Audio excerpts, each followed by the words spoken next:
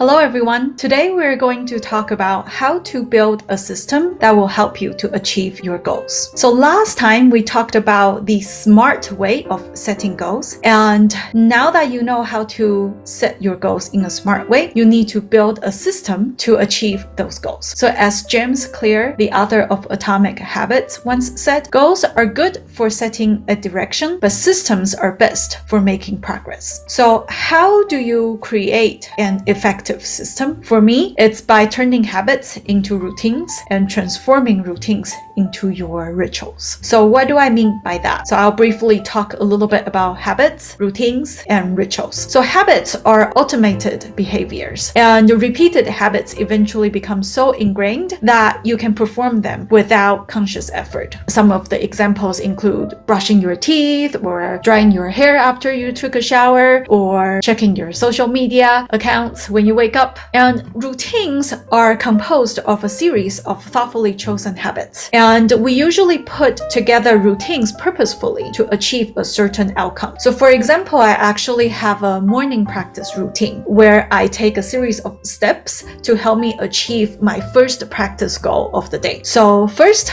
I would make black tea plus soy milk. That's what I like to drink. And second, I would meditate for about 1 to 3 minutes, a really short meditation, help centering my energy as well as bring my focus to the task at hand. And 3, I start memorizing new materials for about 40 to 50 minutes. So every day I actually memorize new materials. And by doing so, imagine if I only memorize 1 page per day. After a month, that's 30 pages, and that could be easily 1 movement of a sonata. And sometimes if I memorize a little bit more, if I memorize 2 or 3 pages a day, then in a month, that's probably the length of a concerto or a significant work. So if you can build your routine to help achieve your goals, you'll find out that the system actually is what helps you to turn your dreams into realities. Finally, the rituals. So rituals are highly intentional actions that we follow for a meaningful purpose. So for example,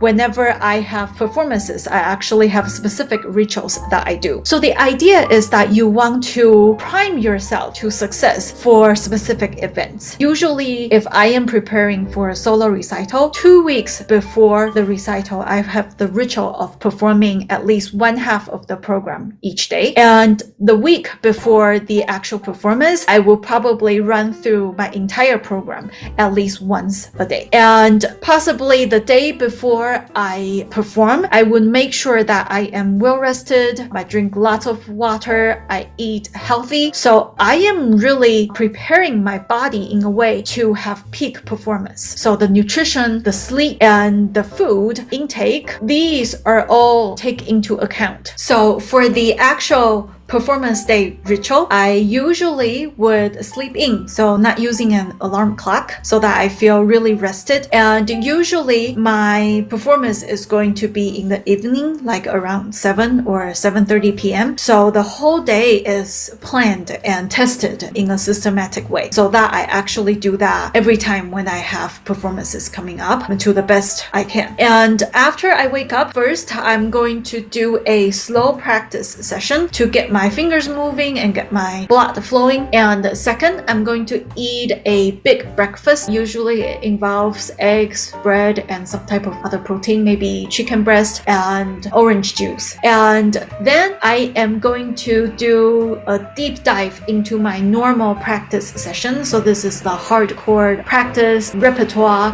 really kind of dig in. And after that, usually that takes about 2 hours. I usually have a lunch, so not too big, just kind of have some food in my system. And after that, I would take a nap, usually for 30 minutes to 1 hour. After my nap, when I wake up, that's when I really kind of get into the zone and get into this performer's mindset. So I would actually start with doing a 20-minute yoga to stretch my body. I like to actually do energized yoga as well as balanced moves. So warrior two, sun salutation, those are all great. After that, I would take a shower, and even in my shower, I would be thinking about the music. And after that, I would arrive at the performance venue with all my hair kit, makeup kit, my dress, my shoes, and I would kind of start getting ready, putting on my makeup, doing my hair. And after that, I would actually meditate for a little bit. Usually it takes only about maybe 5 to 15 minutes, but basically I want to center myself. I want to really be able to focus, bring up my energy, and kind of just feel the chi or feel the flow that's surrounding me. So sometimes I will hear people say, you look a little bit more like meaner before you go on stage because I don't talk to people. It's not because I'm mad or anything. It's more about I want to conserve the space of my mental energy and my focus so that I can really give it to my performers. And when I am doing the meditation, I actually do the visualization meditation. So if you are taking my Yoga for Musicians course, you will know exactly what I'm talking about. So this is the power of a visualization exercises where I imagine myself on stage. When I step onto the stage until I actually step off the stage, I imagine the light, the crowd, how I play, the emotion I have in a very successful way, a powerful way, a balanced way, kind of a peak full potential way that I would have envisioned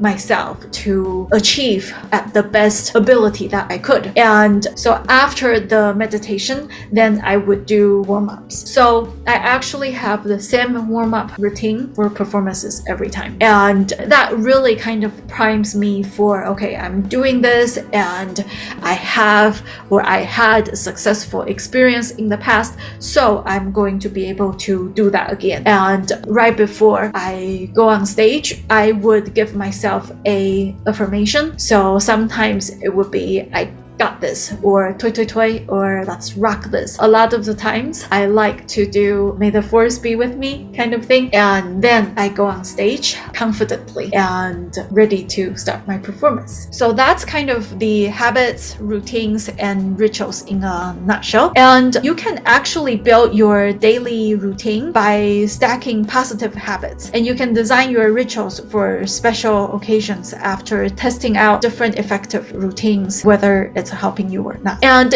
if you are someone who never really thought about this much and you are just starting to build your habits, to build positive habits and trying to get rid of negative habits and trying to establish your routines for practice, for rehearsals, and building up your rituals for performances, I have some tips for you. So first, you want to create your routines or rituals by clarifying your intention. So always, if you have an end goal, that's a lot easier to find habit, routines, and rituals to help achieve your goal. 2, automation. So like we said, the more you do a habit, it becomes ingrained. Like you don't think about brushing your teeth, like you just brush your teeth like when you wake up and before you go to bed. So ideally, you want to make your routines almost like that, or build your positive habits almost like that, so that you don't have to think much. It's just part of you almost. And the trick is that the easier the steps are, the more likely you're going to do those habits. So vice versa, if you want to get rid of a habit such as checking your phone when you wake up, so the harder you make it, then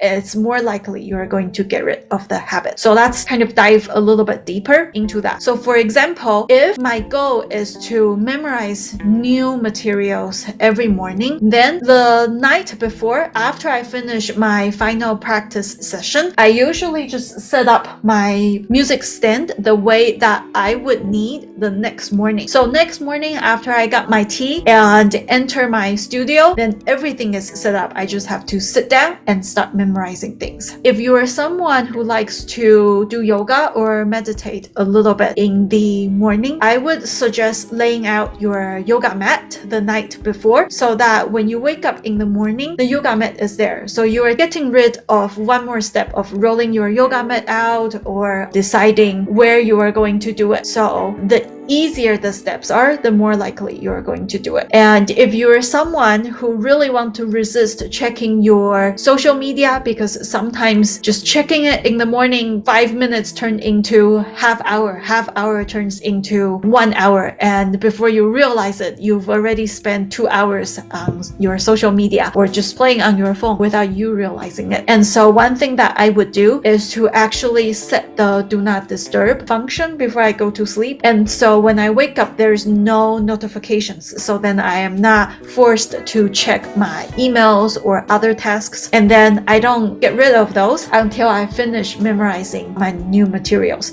So that only takes about maybe 15 minutes of hard work. Then I can disable my do not disturb. And the third tip is value of discipline. So consistency breeds excellence, and consistency is the key to unlocking your full potential. So a lot of the times when we are, for example, memorizing music, we won't be able to retain the full percentage of what we worked on from the day before. But if you can continue to build on top of what you've learned in the past, then you will be able to build up more and more like longer materials, as well as faster reflex of your muscle to memorize things. It's not really a muscle, but the ability to memorize things. And it's the same thing for your technique or your practice. So for someone who practice 1 hour a day for 7 days a week is probably more effective than someone who practice 5 hours a day and then not practice for the next 5 days. So you really want to build this consistency. And once you get into the habit of doing this every day, it actually is easier. So tip number 4 is habit tracking. So you can't really evaluate your progress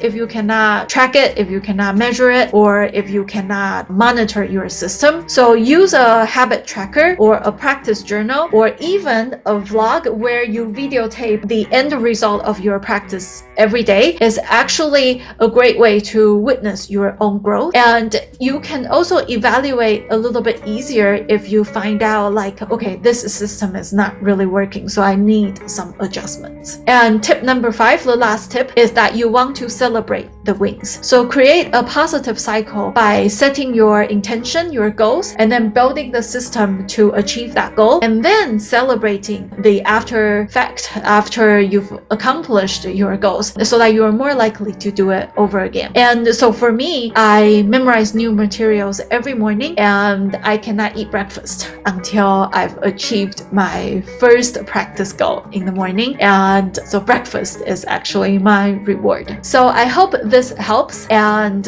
hopefully you'll be able to build effective system to guide you to achieving your goals. Thank you.